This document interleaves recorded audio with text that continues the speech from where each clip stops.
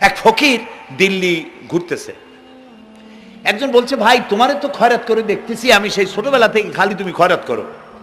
একটা জিনিস আপনারা মনে রাখবেন, গরিব, আজকে যারা গরিব পরিশ্রমের মধ্য দিয়ে কালকে তারা ধনী হতে পারে, কিন্তু যারা ভিক্ষুক, যারা ভিক্ষা করে, জিন্দেগিতে কোনোদিন তারা বড় হতে পারবে না। ভিক্ষা করা যাদের অভ্যাস, জীবনেও বাড়ি করতে পারবে না, জীবনেও ধনী হইতে পারবে না, কিন্তু গরিব ধনী হইতে পারবে। কারণ হলো আল্লাহর কাছে দুইটা বৈধ জিনিস অত্যন্ত ঘৃণিত। কয়টা? একটা হলো তালাক, আর একটা হলো ভিক্ষাবৃত্তি, মানুষের কাছে চাওয়া। আল্লাহ পছন্দ করেন না।